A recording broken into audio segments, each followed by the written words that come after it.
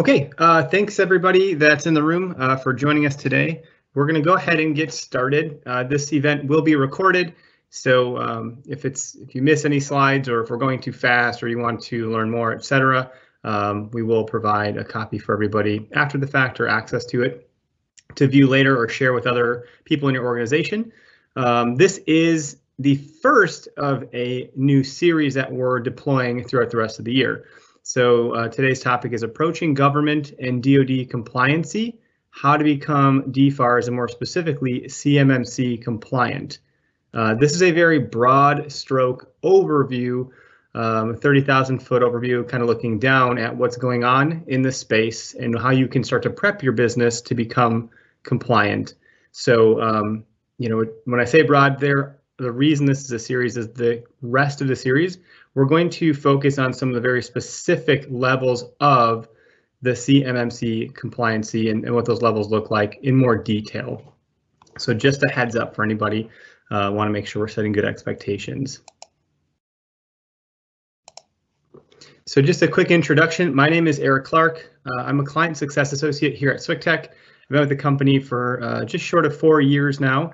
And joining me and co-presenting today is Shane Craning, who carries the same title. Thanks, Eric. Excited to be here. I'm excited to touch on this, kind of exciting new journey of the CMMC process. It's very exciting. It's very relevant. There's a lot of interest. There's some concern, a lot of inquiry about it. We're helping businesses through it actively currently right now. So we want to kind of go to market here, so to speak, and help educate the manufacturing community, but overall the business community in general. So excited to get into some of this stuff today. A little bit about SWCTech. We're a managed service provider traditionally, but we do have an acute focus around security and cybersecurity. That's the first lens we put on for anything that we're going to do with any type of project or support. We're a security first organization. It's baked into our DNA and the fiber of how we run our organization. So in even considering CMMC as an example, we're really far along that path ourselves, even though we're not actually doing any business with the Department of Defense. So we really do believe in eating our own dog food, so to speak, and testing things on ourselves first before going to market with those things. We are located in New Berlin, Wisconsin. We have about 30 people in totality. Of those, half of them are technical. Those are the guys and gals that are really smart. They're the ones turning the knobs and dials and helping the businesses in our greater Milwaukee community here, southeastern Wisconsin, northern Illinois, and throughout the country as well, making sure that businesses IT is operational and that they can align those IT initiatives with those business objectives. Insofar as our agenda and what you can expect us to cover and navigate today, again, this is broad strokes, so we're not going to go into too much detail with anything. We're going to save that for our series as we go further into this path. But we're going to talk about what is CMMC, why it's important, government procurement opportunities. We'll touch on that briefly, as well as the certification and audit timeline, both the past, present, and kind of where it's going and what you can expect. And then we're going to go through the various levels of CMMC and just kind of tease out a couple of things within each to give you an understanding of what's meant to be covered within those domains. And then finally, we'll end with what you can do next. There is going to be a takeaway from this for anyone that's in attendance that we'll email out tomorrow for everybody to work through some things. So we'll explain that as we get further along in the presentation. So the big question, what is CMMC? It's the Cybersecurity Maturity Model Certification. And if you start to Google any of this stuff, like I have over the last several months and start to research, every time you learn a new acronym and you Google it to define it, you're going to learn 5 more, and it's going to continue to keep kind of going down more and more rabbit holes. So the complexity of this, it can feel really intimidating. It's a bit of a mountain. So we want to really help people approach this whole thing. So the Cybersecurity Maturity Model Certification, that's what it stands for. That's what CMMC stands for. And it's a unifying standard for the implementation of cybersecurity across the defense industrial base, also known as the DIB. So if you're in manufacturing, these are terms you might have heard of and be familiar with. others that maybe are not. These are things that we can pull from for best practices when we're considering cybersecurity and leveling up your cybersecurity efforts with your IT. So for those that aren't aware, the CMMC model does include 5 levels, and each of them has a corresponding set of practices and processes. The DOD requires contractors to meet both of those practices and processes to achieve whatever CMMC level they're trying to achieve to do business with the government contracts and bids that they're trying to either maintain or acquire. And just as a quick call out, level 1 is FCI only. FCI stands for Federal Contract Information. We'll go a little deeper into that in the next couple of slides. But 50 to 60% of that is going to be covered through level 1. And then as we go through a little bit deeper here, level 3 is the lowest level that you're required to have certification in if you're handling CUI. And we'll talk about that a little bit deeper too. So lots of acronyms to learn and understand. I will define them as we go. I just wanted to call out a couple of things here, but the end goal for CMMC is to ensure that contractors can defend against current and future cyber risks, that they can verify, that the DoD can verify that the contractors have strong controls to protect controlled unclassified information. That's the CUI term that I just mentioned, and provide assurance by requiring an independent third-party validation. We'll talk about some of those folks and who they are in that governing body, and then establish levels of compliance that align with different levels of risk and encourage businesses and contractors to improve their security at a manageable cost to the federal government. So that's kind of the goal of CMMC as the government sees it, at least what I've been able to find in my research and preparing for this.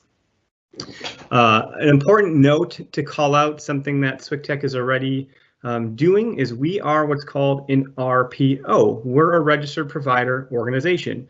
So we're required to be a registered provider organization in order to help lead on these government certification projects, which we're currently doing. So to perform that specific work, we're also required to have registered practitioners. So those are the RPs, the ones that are actually kind of doing some of that work, and the specialists that help achieve those certifications that your organization might need. So 2 different new terms, RPO and RPs. Really the goal of the RPOs and RPs in the CMMC ecosystem is to provide advice, consulting, and recommendations to our clients, the ones that we're helping through this work. We are the implementers and the consultants, but we don't actually conduct the assessments. So it's important to call out that we're not the ones that are going to conduct any sort of audit or assessment.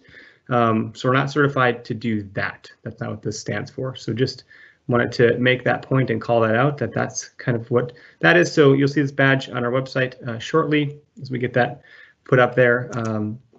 And kind of framing the why this is important. So I don't know, Shane, I don't think we have the ability to pull people in attendance, but if you'd like to enter in the chat what you think the highest paying job in IT security is, I'd love to see the responses that come through. I've given a couple examples here to show what they could be.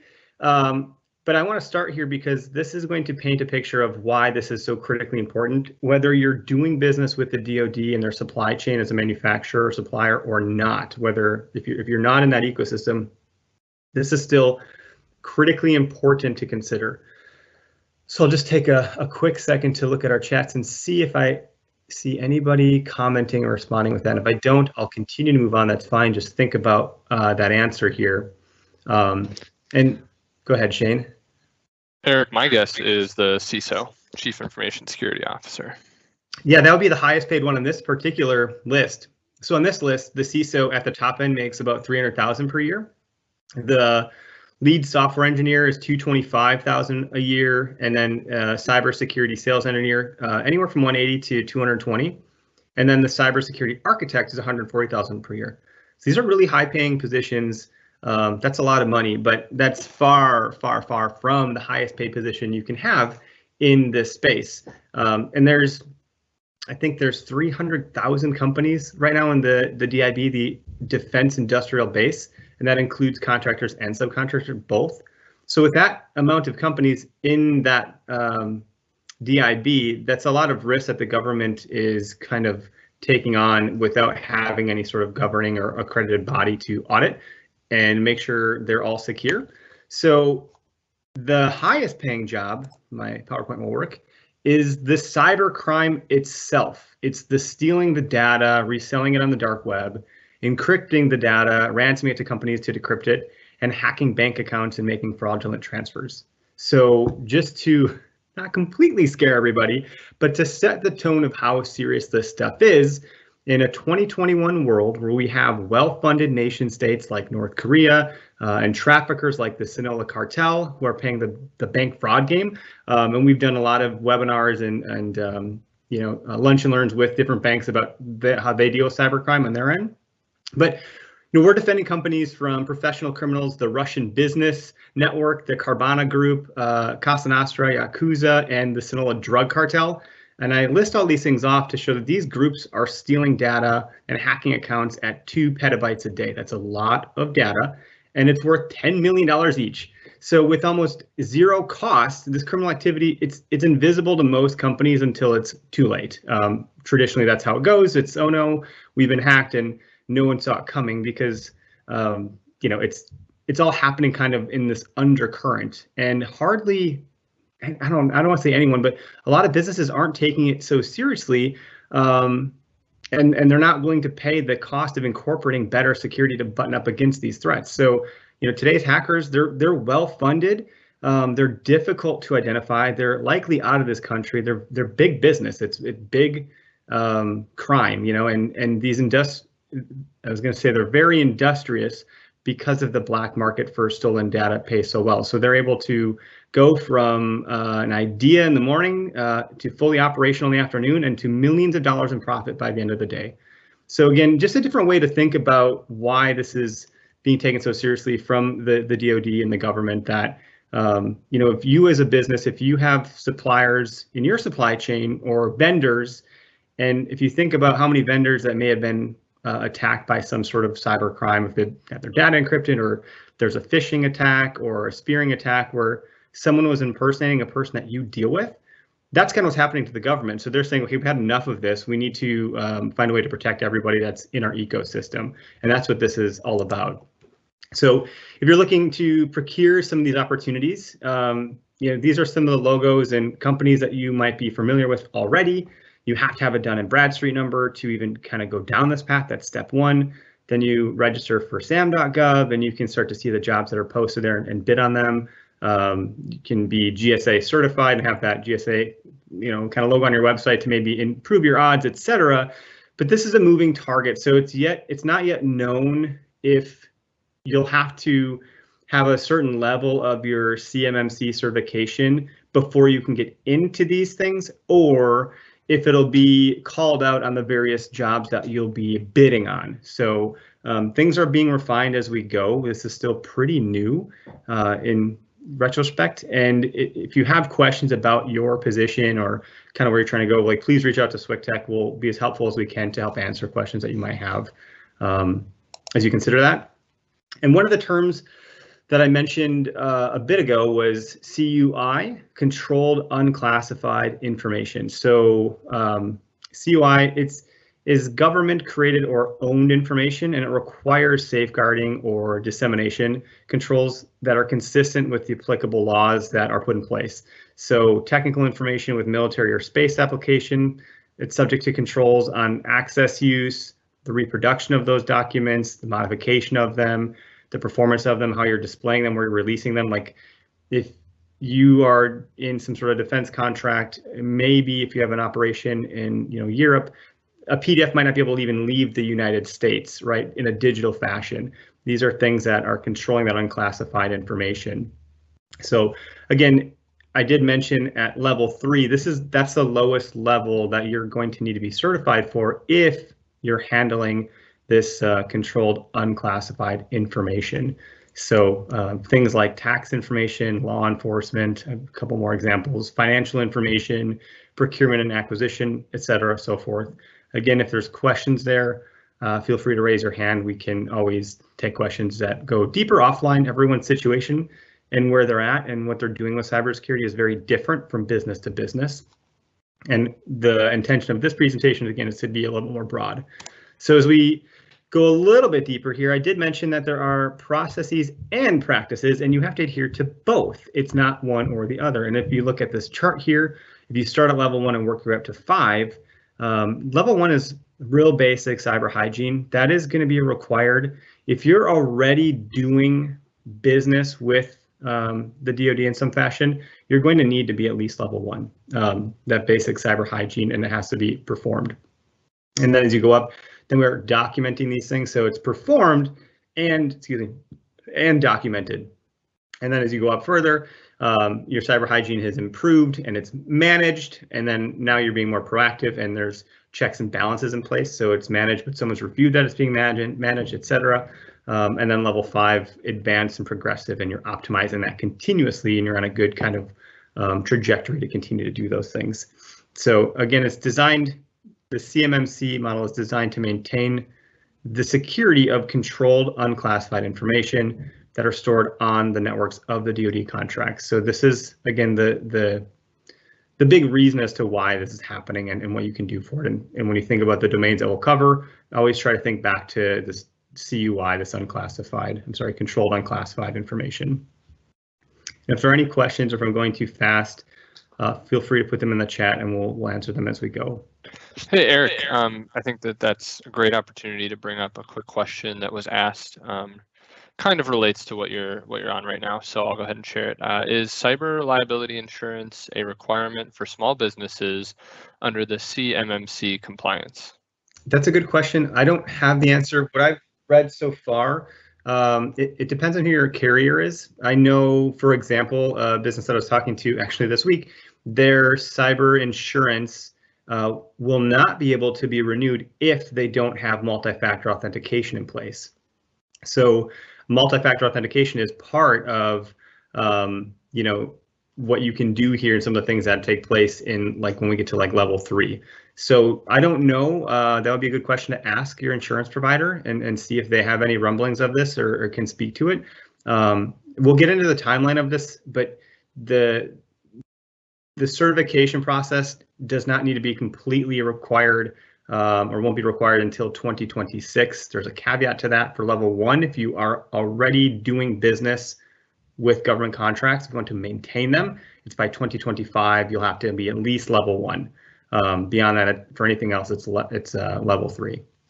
Great, thank you, Eric. And yeah, I do just want to clarify kind of an additional point on that. I think where the CMMC is coming from is more like the technical requirements and like the infrastructure requirements, both on the technology side as well as the building and infrastructure and security side of your actual physical presence. So cyber liability insurance may not be like a line item, one of the things that you have to check off the box for the CMMC, but I would say in general, yes, it is best practice and going to be required to be able to do business with entities like the government. Yeah, and kind of where some of the stuff depends on where you're at in that supply chain, like what tier vendor you are or contractor and who's handling some of the information, the CUI stuff. So there's a number of variables that are you're going to have to consider. And then as you mentioned, my arrows aren't working, sorry. There we go. There are different areas here. So obviously SWCTech is going to play and live in the space and stay in our lane of IT quite specifically, but then there are other spaces here. Physical security, you mentioned, your voice solution provider, things that you can do there. And then, I couldn't help myself, but there's something called a C3PAO, which isn't C3PO, but it's pretty close. So I couldn't help but put the Star Wars reference in there. And just to call out a C3PAO, these are the third-party auditors. Now, none exist yet. Only pre-audits exist currently, but these are the folks or entities that are going to be doing the actual audit. So once you've gone through all of these things, you need to raise your hand and say, I need to be audited to validate that I am certified at this level. I've done all this work, et cetera, and the IT and the physical side, et cetera. Someone's going to come and audit that. The C3PAOs are the ones that are going to be doing that as a third-party resource. So more information is yet to come insofar as who those folks will be. specifically, but more organizations will become authorized within the next 12 to 18 months. So that'll come quick. I mean, 12 months goes by pretty quick. So keep an eye out for some of that stuff. So right now, you really are in a strong position when we consider the timeline to kind of take this at your own stride. And that'll be helpful for, and it'll be less disruption earlier on for you in your business. There'll be some time to get comfortable with the changes that are going to be taking place, because these changes, some of them are policy, but then you have to enforce the policy. So how are you going to do that? And some of these things will involve some cultural shifts to accommodate some of the changes that are taking place on the tech side, et cetera. So really, you can go at your own pace. The earlier you start, I wouldn't say it's necessarily more affordable, but it's more budget friendly. You can kind of be more predictable with how you're budgeting this out, rather than waiting until 2024, 2025 to approach all of this. You're gonna be scrambling the jet, so it could be more expensive. It's gonna be more stressful. You're gonna be working through a really tight timeline, and then you have to go through all those cultural and organizational changes in a really tight timeline. That can be stressful for people. So if you start now, again, having it go at your own pace might be a better outcome. And so this picture actually comes from the CMMC website, and a lot of this is in the rearview mirror. So, really, if we look at number 1 all the way to 6 is all predating, and it's not until 7 that we get closer to where we're standing today, where they're kind of doing some of these more like pre-audits and things of that nature, where the ecosystem is starting to go live. But the important thing to call out is the implementation, again, of CMMC. Their phased rollout is really, you have until 2026. That's when the certification requirement for all companies doing business with the DoD will be required. So that's the biggest thing to call out here, rather than looking at everything they've done up to this point. That's kind of what to have your eye on the horizon. This picture, albeit pretty basic and boring, it does showcase all of the 5 levels. So what we're going to do from here forth is we're going to go through each level one by one and call out some super basic things that live inside of that level that speak to what might need to be done. And I'll pull out like maybe an example or 2 of what is specifically required. I'll call it one of the bullets of those domains. But so we're going to cover number 1 being this basic cyber hygiene, things like antivirus, having an incident response, some sort of like, how are you going to respond if these things happen? Having some ad hoc incident response to, if we lose our data, or if there's a ransomware of our data, what are we going to do as an organization? Should be something that is considered in what you're doing there. FAR requirements, just to call out the definition there, stands for the Federal Acquisition Regulation. So it's the principal set of rules regarding government procurement in the U.S. So you're going to need to meet those requirements at level 1. And if you're already doing business with the DOD and you're getting some of those, you have some of those contracts, you're probably already here, right? You probably had to do some of the stuff to meet some of those requirements. There's companies in Wisconsin, Oshkosh Corp, John Deere as examples. If you're going to do business with those companies, regardless of any sort of DOD, CMMC, you're going to need to button a lot of stuff up to just do business with those folks, and they're going to provide you with those requirements. So if you're doing business with companies like that, you're probably pretty far along already. So this is just going to continue to level up the organizations that are trying to get some of that business overall. And I want to call out just briefly the difference between some of these terms that are being thrown around. Some of them feel interchangeable. It's really difficult to do a CMMC search or a DFAR search or a NIST search without seeing the other items pop up. So it's trying to isolate these things and understand the differences. At the root of it, from what I found without reading everything on my screen here, CMMC and DFARs point to NIST as a set standards of things that you should be doing for best practice security, cybersecurity. So NIST develops information security standards and guidelines, but they're not the regulatory agency. It just is recommending those requirements, but it does not actually establish them. So it's an important distinction, since NIST is commonly understood to be a minimum requirement of good cybersecurity practices, but DFARS defines the requirements and references NIST. And then I'm just trying to get my spot here. The relationship between NIST and CMMC is that NIST is not involved in the design, development, or implementation of CMMC. However, it's that it utilizes the publicly available security requirements in NIST and references that as an important cybersecurity standard. So that's a bit of the difference there. I hope that makes sense. It is inherently confusing, but these things are not all the same. They are not used interchangeably, but those are the relationships that exist there as I was able to research and discover that. So level 2 is intermediate cyber hygiene. Some examples of what exists in intermediate: awareness and training. So SWCTEC does offer cybersecurity training. We also do some kind of, Shane, what's it called that when we do like is it a spoof campaign or something? The terminology is escaping me. Yeah, no, you're correct. Phishing campaigns. Thank you.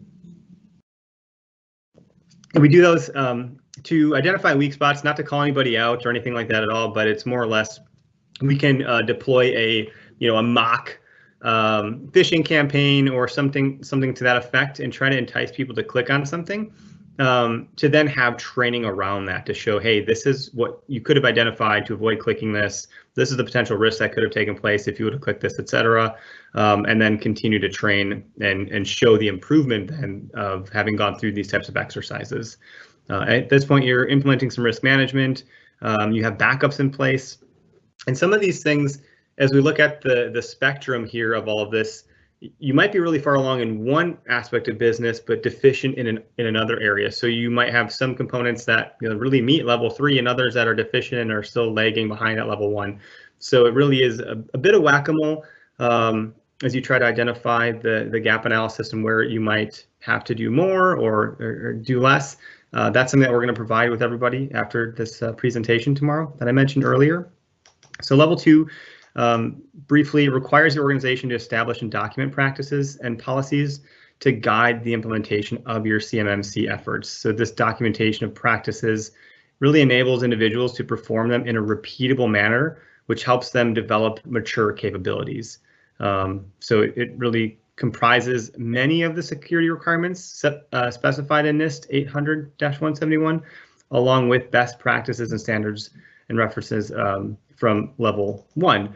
And there are 72 controls for just this level, and it includes 55 new practices that are not required in level 1. So as we kind of work our way up the ladder here, there's a prerequisite of having to complete the former levels. So by the time we get to level 3, you have to have all of level 1, all of level 2, and then the additional things at level 3 too. So it gets complicated, and that's how we're not doing the really deep dive on all of these individual levels insofar as what needs to be met. And that's what our series will tease out, like I had mentioned. And at level 3, you have good cyber hygiene. So at this point, you're complying with all NIST 800-171 requirements. Now, I know of companies that I've met with and have talked to that are already doing this. They already have that, and they had it years ago in some cases. Even though it wasn't audited or anything like that, companies had gone through these best practices and met, all of the guidelines of the NIST 800-171 requirements. And again, SWCTEC is like basically there with this too. So you could really be far along with this stuff if you're deploying best practices. And at this point, you're sharing threat information with key stakeholders. You have multi-factor authentication enabled. If you haven't heard SWCTEC talk about multi-factor authentication in the last 2.5 years, it's something that we've been really beating the drum really hard on and been very, very loud about. It's probably the most bang for your buck security initiative that you can do. So it's got the biggest impact for the lowest cost. There's no silver bullets here with anything, but it can make a very big impact. So if nothing else in the immediate future, protect anything with finances. So if you have like QuickBooks or wherever you're doing your accounting, put MFA there, protect your email, and protect decision makers. And protect those decision makers if they have a LinkedIn account or a Facebook account. When we think of social engineering, and spear phishing campaigns. If their information is out in those areas, you might want to put multi-factor authentication in those areas, which is really, really easy to do and costs zero to do that. Will help protect and make sure that you're not going to be compromised. The level 3 requires defense contractors to establish, maintain, and resource a plan demonstrating the management of activities for practice implementation. Your plan may include information on missions, goals, project plans, resourcing, required training, and involvement of key stakeholders. But it's all about the protection of controlled unclassified information, which I've said a couple of times now, and includes all security requirements specified in NIST 800-171, as well as a few additional methods to mitigate threats. So if you store, process, or transmit CUI or hold export controlled information, you'll need at least a level 3 CMMC certification. So I think level 3 is like one of the primary targets of where a lot of organizations that we've talked to so far are trying to get to out of the gate. And level 4, things are getting a little more complex. Now you're segmenting your network. Shane, I have yet to figure out what a detonation chamber is. I don't know if that's like an isolated incident where you can like see if this goes wrong, this is what happens in this area, from like maybe an IT failure standpoint. And then, yeah, go ahead. I was just going to say I don't have anything to add to that. Okay, wasn't sure. And then even look at like the bottom, threat hunting. Threat hunting is something that can be done with some EDR software, but you're actively looking for like vulnerabilities, exposures, things that like are backdoors or foothold detection, like making sure that there are no active malicious viruses or people hanging out in your network, lingering and things of that nature, that there's not any remnants of some former threat that had taken place. So level 4 requires you to review and measure practices for effectiveness.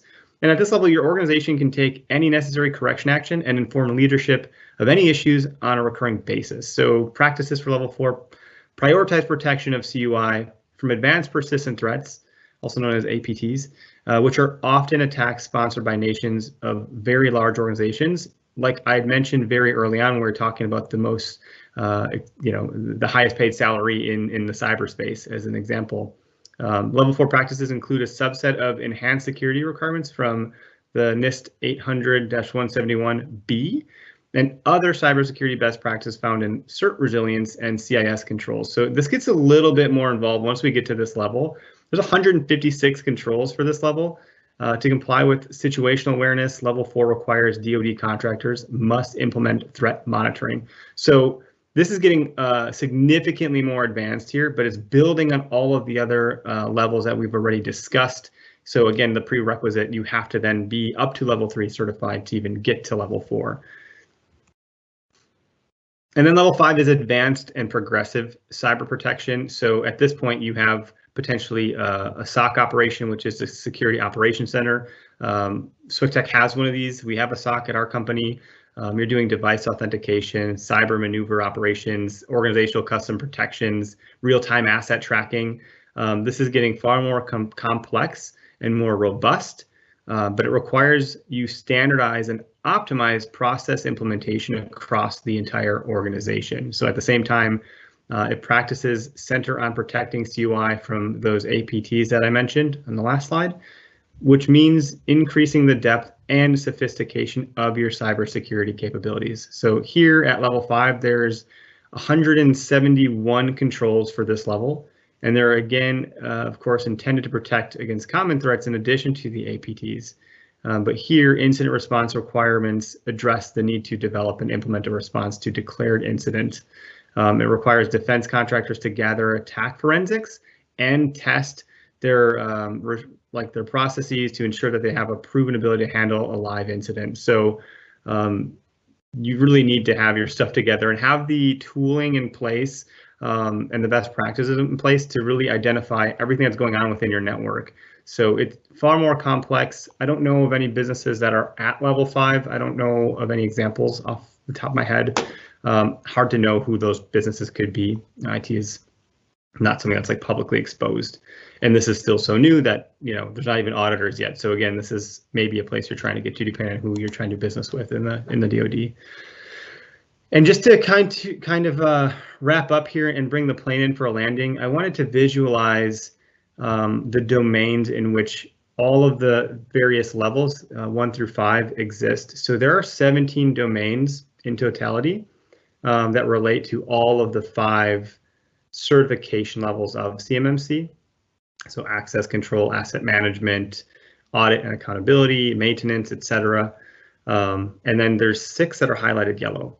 And of those 6, those are the things that are required for level 1. And there's 17 items within those 6 domains that are required for just level 1. And so if we're considering approaching this and starting and not knowing where to start, that is where you start. You start with access control, identification and authentication, physical protection, media protection, system and communication protection, and system and information integrity. And then there's 17 bullets that exist for CMMC level 1 that need to be addressed on the process and procedure side to comply with that. And what we're going to do to help anybody through some of this stuff is in our email that's going to come out as a follow-up for this, we're going to provide attendees with a self-audit spreadsheet that you can look at and start to identify, okay, what does my business have in place already? What am I meeting? What am I not? What don't I understand? Some things might not even make sense as you look at it. And then from there, you know, it's at that point where we would welcome some sort of engagement to chat and start to help if there is a need for going through this process. And again, you don't have to be doing business with the DOD or the government to go through this stuff. If you're going to go through this stuff, the same threat exists for all businesses. You know, when we talk about cybercrime and just how serious it is, that threat exists for everybody. The DOD is just requiring that you do something about it, and they're going to audit you for it to verify that if you're going to do business with them, you meet these requirements. So that concludes our presentation today. At this point, I'd like to welcome any Q&A through the comments. So if you have questions, as we covered some of the stuff, or want me to go back to anything, we'd be happy to spend a few more minutes here making sure we address everyone's questions and concerns.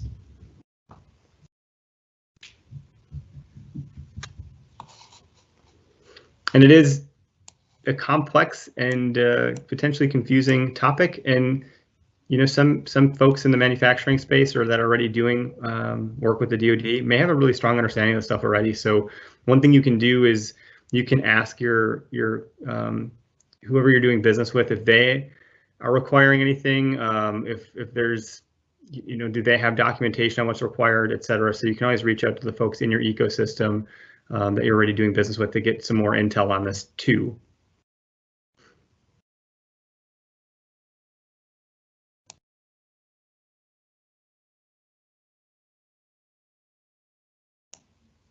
And Shane, I think you're moderating the questions. I don't see any coming through just yet. Yep, I'm watching out for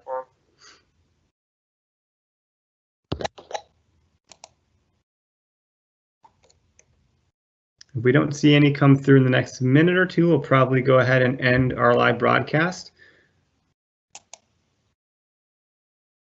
I want to thank everybody that attended. Hopefully you learned something. We didn't scare you too much about the state of the Union for Cybercrime, and we welcome questions and conversations beyond this particular webinar. And stay tuned for more to come for the series that we're rolling out.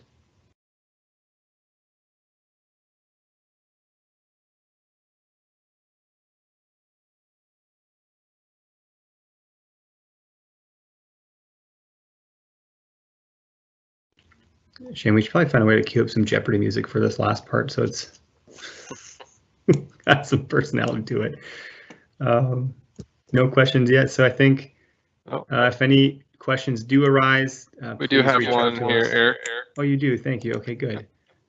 They asked, would you provide CMMC compliance checklist?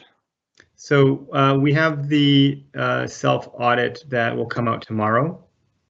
Shane, I don't know how close you would put that to like a checklist. I think they're probably one and the same to a degree. Yeah, I think that's kind of a good starting point. And then, yes, we would go through an entire CMMC compliance checklist for the level that you need to reach with you as part of that process to get you there. Yeah, there's a lot of public information too, so you can go find a lot of resources that exist. You know, when this was announced in November 30th of 2020, there was not very much information. And just in a few months, we're heading into May, the amount of information, resources, documents that have come out as a result of this have increased dramatically.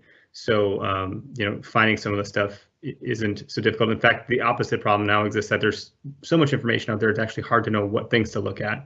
So that's where I think we could probably be most helpful, is making sure we're speaking to exactly what's going to apply to your business. So thank you so much for the question.